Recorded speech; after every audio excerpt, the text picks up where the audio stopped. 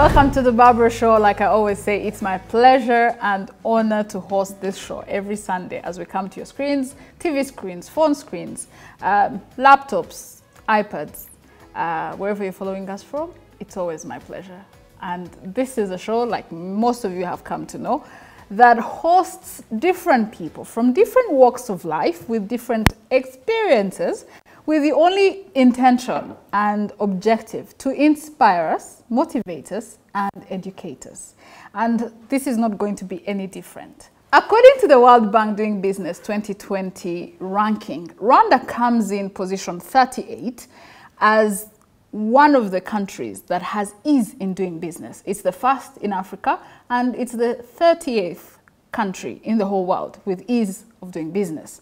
With that, we have so many investors coming to Rwanda from the West, but also from the continent itself. And a few weeks ago, I met an African brother from Nigeria who falls in the category of the people from the continent who thought, I should move to Rwanda and see the opportunities that Rwanda has to offer. His name is Olan Oshiemi. He is the founder of Heart Nation and also Global Cake Network. He lives in Rwanda. He's been here since 2019 or 2019. So he has experienced Rwanda pre-COVID, during COVID, and we're still in COVID, but let's say post-COVID. He has opened businesses here, and we'll talk about the businesses that he's doing. But it's my pleasure to host Olan. Thank you. Olan, thank you for coming. Appreciate you, Barbara. Yes, so you are in Rwanda. Why did you come to Rwanda? Wow. I lived in the West, lived in England, the US, Canada, and I pretty much got tired of it. You got tired? Got tired of it. I tried to move back to Nigeria. I think this is my second attempt. And being in Nigeria, I mean, I consider I'm a business tech, anything to do with technology. And it's quite hectic to do business. It's very erratic. And I needed a country that was structured and stable and constant electricity. I hear that Nigeria has generators on 24/7. That's what I've been told. You don't have to go any further. Just watch the movies. It's there. You build a house, you have a generator. Wow. So that was a big problem for me. And why I moved to Rwanda? Excellency, Paul Kagame. Really? Yes. I mean, at some point when you live in the West, you begin to, wonder why you're not in Africa. You see different people moving to Africa from the West, from Asia, and you begin to wonder, the opportunity is there. You see your friends come visit you and they're doing quite well. And I think I came across Paul Kagame's, one of his interviews, and I was quite impressed. And I just got fixated. So my choice was between Rwanda or Botswana. And I kept looking and I kept watching him talk and I kept researching more information. And I decided, yes, this is a reason to stay in Africa. And so I decided to come to Rwanda. So what were your expectations when you came? Wow. And the impressions you had when you landed? Well, I'm proud to say I came on Air Rwanda. Ah, you came on Rwanda? Yeah. Okay. I loved it, And I was impressed with the service. Immigration was nice, very polite. And I loved the weather, The people were very easygoing, I think I've done a lot of research. And I almost got shocked once because I was asking his brother, Rwanda's brother, was like, so how's crime? He's like, oh, we have crime. So it scared me. I'm like, man, did I watch the wrong YouTube? And he said, oh, people can jump over your fence and steal clothes. I said, that's crime? So that's petty theft, So, but so far so good. I've been quite impressed. Besides the language, and more people are speaking English. I mean, I'm quite impressed with Rwanda. Wow. So, is it the same experience you have when you go outside Kigali? Yeah, because I do have a farm. I was like, Kigali. The only difference is it's harder to get someone to speak English to you. Outside Kigali. Yeah, and you know, I might ask 10 people and find one. You know, but in Rwanda, in Kigali, it's you almost know, most people speak English. So what businesses have you started here? Well, initially I was coming here to, well, let me go back to part of why I came to Rwanda. Okay. At some point I was with my staffs and we were looking at, we were looking for bakers, because one of my platform connects bakers in 27 countries. So family and friends can gift each other. Across the world. Yeah, well, so I came across, we were trying to find, for some reason I was looking at the platform. I'm like, why don't we have bakers in Rwanda? They said there's no baker. I'm like, what do you mean there's no baker? So I did more intensive search and I realized like, man, maybe this is an opportunity. You know, so that's one of the key things I came to do. So in coming here, I noticed that the cake baking industry, the cake industry, it's not so superior like in the designs and stuff that I'm used to seeing in the West and even in Nigeria. So I was like, okay, well, this is an opportunity. So the fact was we should do a cake festival, you know, and we can train people and create competition between the three,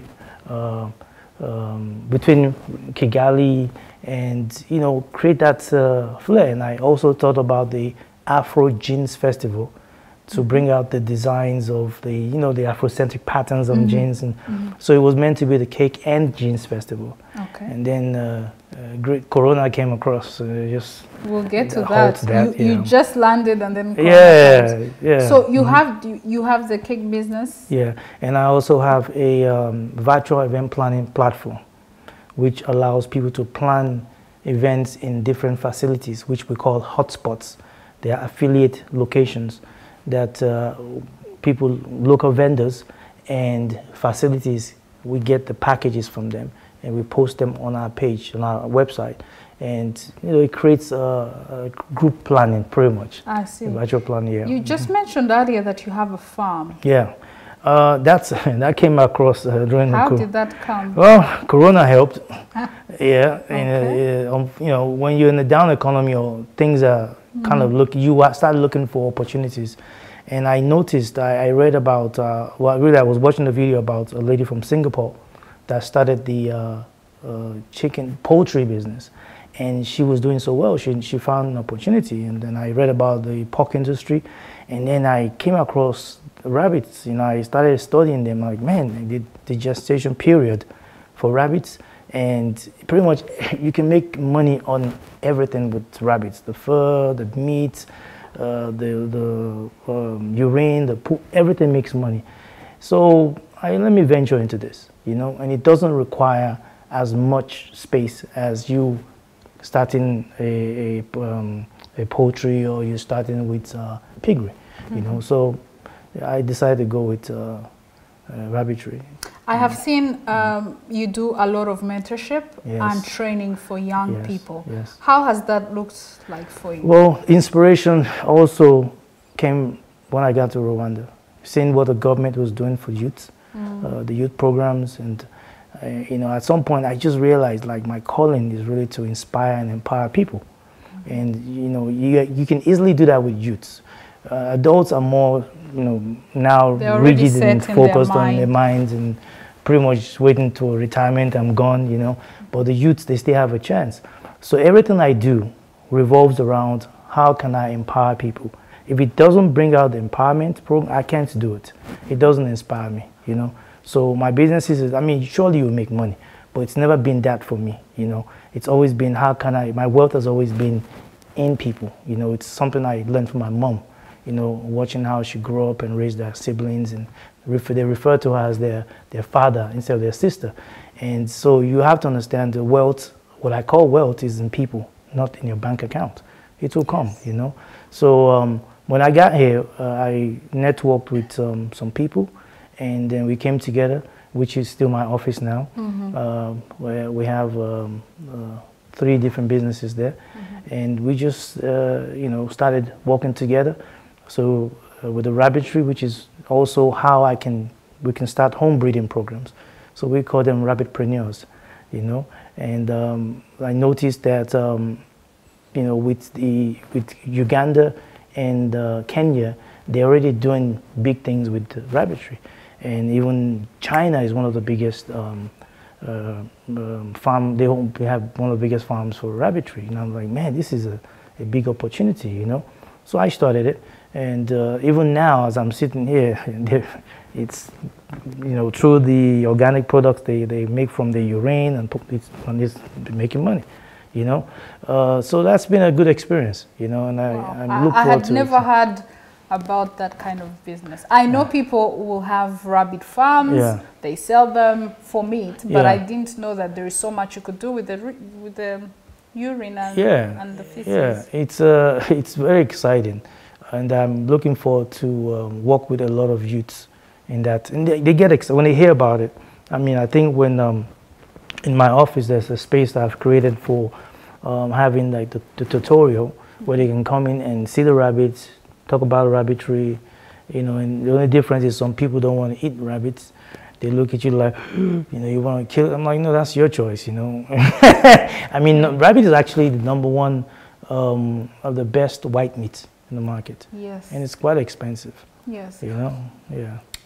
Before we take a break, you say that you networked with people here in Rwanda. Yeah. Did you network with Rwandans or did you network with Nigerians? No. You know, you travel to a foreign country and the first reflex is to look for your own. So when you came, did you straight away network with Nigerians or Rwandans? No. When I go to a place, if I don't, like, in fact, funny enough, when I came, I was concerned about the language. And then I met this young lady when I was trying to buy the MTN recharge card, and she speaks English. I'm like, you're a student? She's like, yeah, how would you like to work for me? She's like, oh yeah, you know, so doing translation, you know. So I wasn't sure how many times I would come across people that didn't speak English. And so that wasn't a problem, you know. The thing for me is, when you go somewhere, you need to associate with the people of that country. You know, I did not want to, not that I was avoiding Nigerians, but I didn't want the bias judgment bias coming in, because I don't know this person I would run across. So I make my own. I mean, if you have, I'm not afraid to talk to people, you know, I can open up. And so, in fact, all my partners in the office that we work together, from Isaac, Lionel is from Cameroon, you know, but Isaac is Rwandese. So, you know, when you come to a country, you embrace the people, you know, and as I tell a lot of my colleagues in Nigeria, when they ask me, hey man, what about Rwanda, man? I'm like, when you come here, you have to learn, and you have to be a student and a teacher, because you have to understand you might be exposed to much more than a lot of people because you've traveled. So you have to be patient, you know, and you have to understand that if you come here and you want to enforce or impose your ways, it's not going to work, you know. But when you inspire people and you explain your way through things and give, and then it works out. It can be more frustrating, you know, but it's worked out quite well. And I've acquired a lot of good friends, good people. I think you've done so much in 2 years. Yeah, people sometimes they look at me like, how long you been here? I'm like, 2 years. Like what? Yeah, like, the first time I saw you, I felt like you'd been here at least 7 years. It didn't feel like you had just come. Yeah, you know, that's the kind of personality I have. Yeah, you also know, that helps. You know, you talk. I find it easy, and I notice that most Rwandese I come across, they're not so as you know, when you come in and hey, hi guys, they're more wary. Like, okay, I don't know you, you know. But before they realize, oh man, he's cool, you know, and they start talking to you. I have nothing to hide. You know, I'm here for good intentions. You know, so it's being a good experience, you know, and it helps to have a comedic character, you know, yeah, so that worked well for me. That also works well. I think it makes people warm up to you fast. Yeah, you know, and sometimes people don't get the joke. Like I had gone to a meeting once in Cassiment, and we came out and I saw a lot of traffic.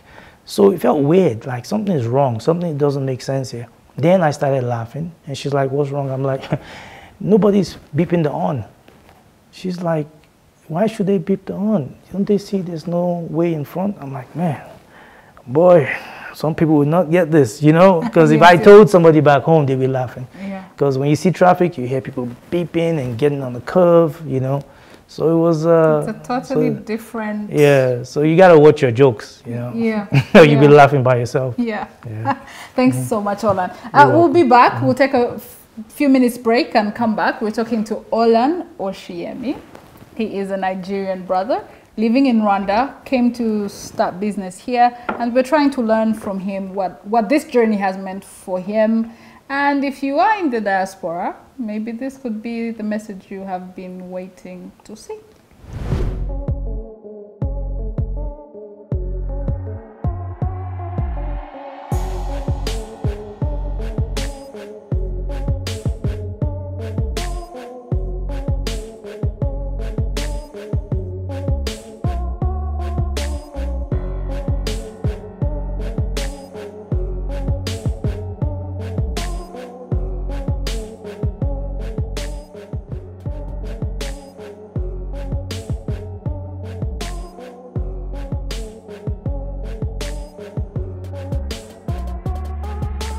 Welcome back to the Barbara Show. Thanks for following us. Thank you for subscribing. I always say it, please subscribe. If you're following us on YouTube, go back and check other shows that have passed. And if you're following us on Isiwo TV, we pass here every Sunday from 7.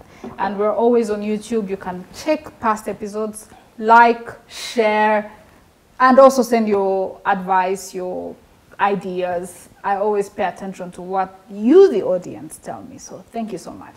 For this specific episode, we have invited Olan. He calls himself Man of Cake, and he is indeed Man of Cake. He's the founder of Global Cake Network, and he's here in Rwanda since 2019. He's moved here, has businesses here. We were just talking about his rabbitry business, and he has other businesses and other mentorship programs for young people, and he's sharing with us what this journey has been for him. So Olan, you come, it's 2019, you have just begun enjoying the land of 1,000 hills and 1,000 smiles and opportunities. Then COVID hits. How did that go for you and your business? Your businesses? Yeah, you know, because my businesses are more in the hospitality sector. Yes. And it definitely affected the hospitality sector. Matter of fact, I just started a Airbnb also, and they just zap the payments. You know, like you can't no more traveling. No one is traveling. We can't do events. We can't do festivals. So I had to readjust myself. You know, there are times when you listen to successful businessmen, and you hear this, that in a down economy or down times is when you find out you can build a lot of wealth. You have to find a need and feed the need. So I had to find the need. I had to readjust myself, my business. So I noticed that one of the businesses that was doing well was Uber, and Jumia I just packed up and left. Yes. And I'm like, okay, so they're moving around. What are they doing right? How can I connect with them? What can I provide? What can I sell?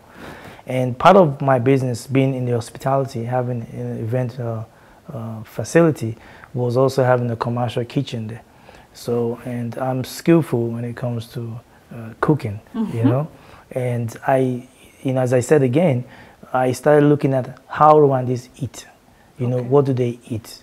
They don't like oil. They don't like too much spicy food. Are you telling me your jollof rice doesn't have that much oil? It doesn't. You didn't have the jollof. You had the pilau, right? I had both. I ordered both. Yeah. But it wasn't as oily, actually. No, yeah. And again, there's an adjustment. Like I have 2 levels. Yeah. Oh, okay. Yeah, but... So you come, you see how Rwandans eat, what they like to eat. Yeah. And I started, I connected with that. Like, okay, this one is still working. So people will eat. So let's cook.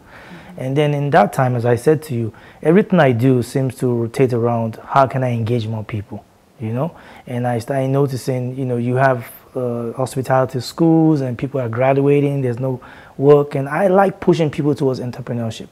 So how can I create this opportunity without asking them for money, So we started a shared kitchen experience. So within that time, I was able to create my own spices mix and pre-cook the food and spice it. And now I have students that I'm training, you know, in my facility, use my spices, so that when we start expanding out, they can have a share of the location, you know, without having putting money in, but putting investment in their time into it, you know. And people have been excited. You know, you hear people come and say, I don't know how to cook. I'm like, you don't have to know how to cook. You know, you have done most of what you need to know, you know. This is what you put into it. So that started, and then even within the time we were doing the lockdown, I was on video doing teaching online, you know. And within that time, you can spend that time to feel bad or to hang around negative energy. No, I try to say, okay, this is a position I'm in now. What is there for me? What can I create out of this? So, and we had a big kitchen. I'm like, okay, so I started cooking again, you know, teaching people online. And then okay, so during the COVID lockdowns, you were cooking and also doing teaching videos online, and also delivering with Vuba Vuba. Yeah, that's why once we came out of the lockdown, first lockdown, that's when I went into that. Wow. Yeah. And how has the business been? It's okay, you know. You could never predict when the next lockdown. You know how it goes. Yes, Every 2 weeks we're waiting for that yellow piece of paper. What's going on? You've become used to the yellow I'm paper. used to it, you know. So anxiety. It's for the best of the country, you know. Yes, so, yes, of course. And I don't want to die, so I'm like, okay, that makes sense. You know, and people are, you know, what I love about Rwanda is, you know, the way people just, when the government says this, and they do it, you know, and, you know, you go around, you see, I've never seen an officer abuse anybody. I've never been stopped for bribe. All those things that you've seen in other countries or... Other countries that we will not mention names. You know what I'm saying. You know? So, you know, when you come, it was so pleasing. I felt proud, you know, like, wow, you know, and I'm hoping that, you know, more people come and see this and inspire other countries, you know, to do it. So you've been here doing business. Have you bought land? Oh, yes. You bought land. It was quite easy. It was? Straightforward, yeah. It's buying from a friend, you know. I didn't have to go to an agent, you know. So that's one of the advantages also. If you have money to spend, there are people that are willing to sell, maybe to raise money for certain reasons, you know. But that was easy, you know. I didn't feel, I mean, it's quite close to where I live. It was agricultural zoned land, which I also want to turn into the school for the rabbitry, where I would teach people to come and 2 weeks course on how to take care of rabbits and all that. Then we have sponsors from abroad that would help them start their home breeding programs, you know. Oh, okay, so there is training and also starting their own small rabbitry farms in their own homes. The key is they will never have to worry about selling. You know, once you sort out the selling part. As soon as the babies are born and they're up to a certain age, we take them, we pay you, you know. When the products are ready, like the urine, and we collect it for organic, we pay you. So just do it from home. And if you're serious and you're doing good, and your investor from abroad is saying you're serious, then we can expand you, you know. So instead of getting such a big land to do rabbitry, you can have those in just like homes, small, you know. And then with children, I think part of the problem also is, I notice even most of us don't teach our children about money at a young age, responsibility, you know, and the rabbits are like, they're pets, you know. So if you're taking care of your pets and you're collecting the urine and you're making money and you're teaching your child how to save money, it's part of responsibility. So some parents have shown interest, you know, in doing that, yeah. Well, as we draw close to this conversation, what would be your message for African diaspora? Not necessarily Rwandans, but a Nigerian brother or sister watching online, anyone from Ghana, anyone from Africa, besides the West, who is thinking of coming to Rwanda, what would you tell them? As I say, Rwanda is not for everybody. What do you mean? I have some friends. They're like the nightlife. They have to be out, they have excitement, they want some people are actually used to the erraticness. They don't get it, they can't survive. They have to be around that noise, you know. They have to be around the noise. Yeah, even me, I sleep, I have to have the fan on, and it's not cold. It's too quiet, you know. It's like, yeah, so the experience is there. But this is it, you know. I would say come and first check it out, you know. Go to RDB, you know, and they're there to help you. They will talk to you. They will channel you to the right people to talk to, and then make your decision on what you want to do. But it's a good place to invest your money. But don't come here thinking, oh, I invest this month, I start making money. You have to be patient.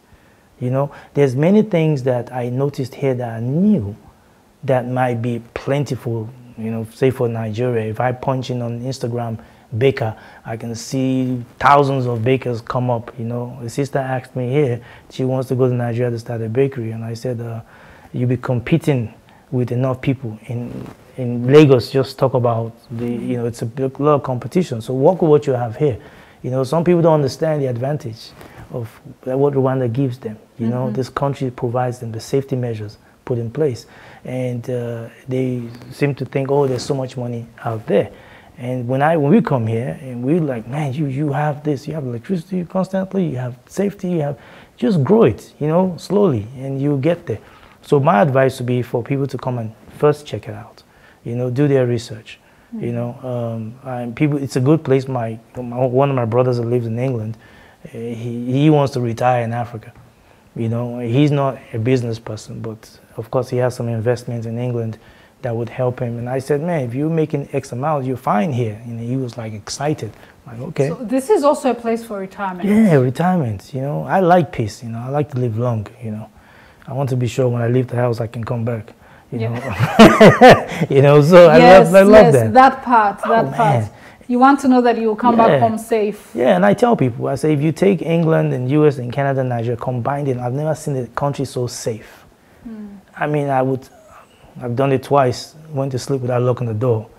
Just to check it out? I didn't know. No, I just forgot. Oh, okay. But when I woke up in the morning, I opened the door, like, oh, I left the door open. If it was somewhere else, I'd be like, oh, Jesus. You know, I've been panicked, like going to the house checking, you know. But it's a beautiful country, you know.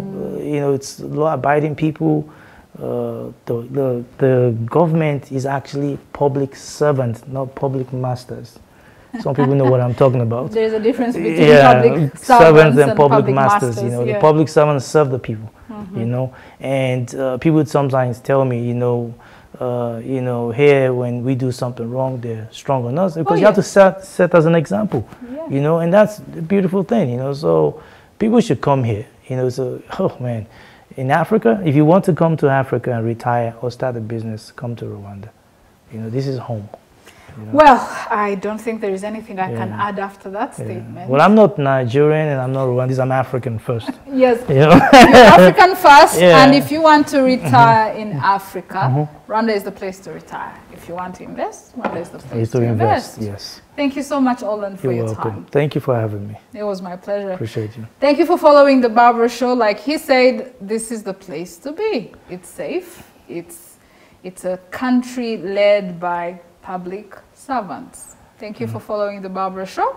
Your fans want me to ask you a question. And he's also a comedian, part-time comedian. My fans want you to ask, all right, ask me the question. They want to know if that's real. Oh my goodness. Yes, so I can confirm. Oh my God. It's real. Yes, it's real. My black spot is real. I was born with it. How did that even come up? Well, I've been telling people I'm coming to your show, so they've been asking me to confirm that. Thank you. Thank you so much, Olan. Like I always say every time I close the episode, God bless you. Thank you. Wakoze ukurikira ikiganiro The Barbara Show. Nimba ukibonye kuri YouTube The Barbara Show, kora subscribe ujye ukomeza kubona amakuru n'ibindi biganiro byinshi bikomeza kuza. Nimba udukurikira kuri Facebook, nimba udukurikira kuri Instagram, tumeze udukurikire, turakwishimiye cyane. No kuri Twitter muzajya mukomeza kubona amakuru ndetse ntimukasibe kureba iki kiganiro ku Isibo TV. Turabashimiye rero ku mwanya wanyu mwaduhaye.